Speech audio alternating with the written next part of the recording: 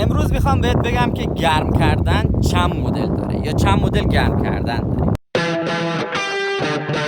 خوش اومدیم به اولین ویدیوی چنل من. راشدی هستم، کارشناس تربیت بدنی. مثل مربی نماهای امروز نیستم که تا 18 سالشون شد یه مدرک مربیگری بگیرن و تمام. به هر حال حاصل چند سال دانشگاهی که رفتم و اینجور موارد رو میخوام باهاتون به اشتراک بذارم و یه هیکل خوب، یه تمرین خوب و یه تغذیه سالم رو با هم به اشتراک بذاریم. ببخشید که من دارم اینجا فیلم برداری میکنم. به هر حال استودیوی ما آماده نبود، نیست و حالا آماده نمیشه. میخوایم خودمونی صحبت کنیم دیگه، ما شما نداریم که. تصمیم گرفتم آقا بیام لب ساحل دیگه. اینم ساحل رو قشنگ نشونتون بدم دیگه. کجا از اینجا بهتر؟ همینجا هم داریم قدم میزنیم، همین که به هر حال یه صحبتی و گپ و گفتی با شما بکنیم.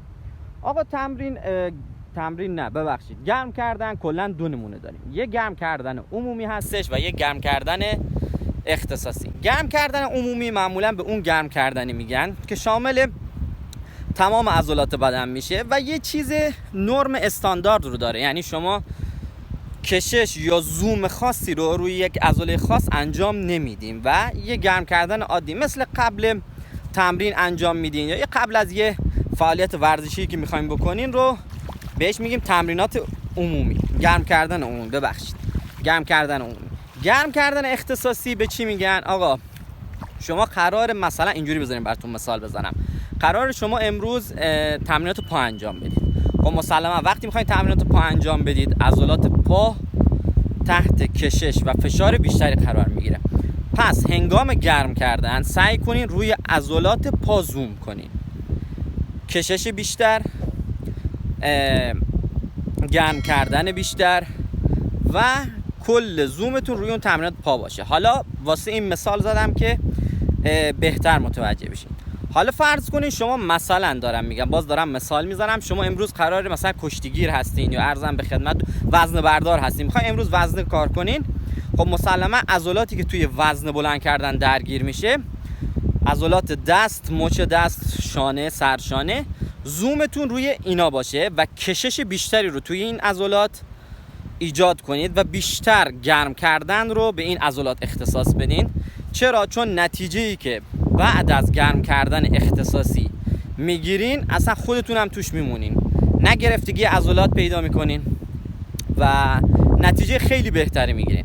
خیلی ها هستن با این که میگن ما گرم میکنیم بدنمون رو اما باز بعد تمرین گرفتگی عضلات داریم. خب دلیلش همینه که شما مثلا امروز میخواین پا کار کنین یا سرشونه کار کنین یا سینه کار کنین یا کلا بالاتنه بخواین کار کنین، میایین از گرم کردن عمومی استفاده میکنین، در صورتی که اگه از گرم کردن اختصاصی استفاده کنین 100% خیلی نتیجه بهتری میگیریم و دچار گرفتگی عضلات نمیشین.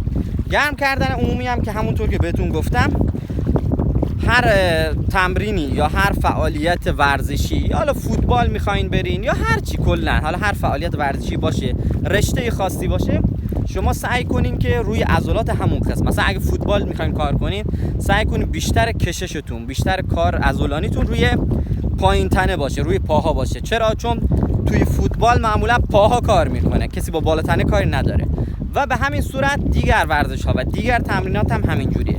حالا گرم کردن رو چی کارش کنیم؟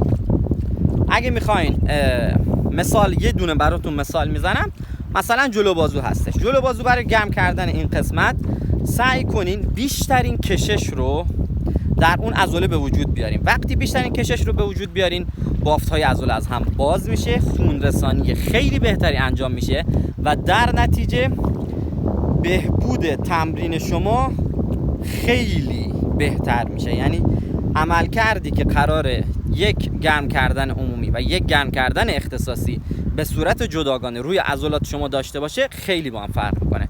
پس این نکته رو داشته باشین. امیدوارم که از این ویدیو لذت برده باشین، به دردتون خورده باشه و تا یه ویدیوی دیگه یه جای دیگه، حالا انشالله که استودیومون اوکی شه و ما برگردیم بریم توی استودیومون. اگه هم نشد که ما همچنان همین قسمتی که میبینین در خدمتتون هستیم. مرسی، روز خوش.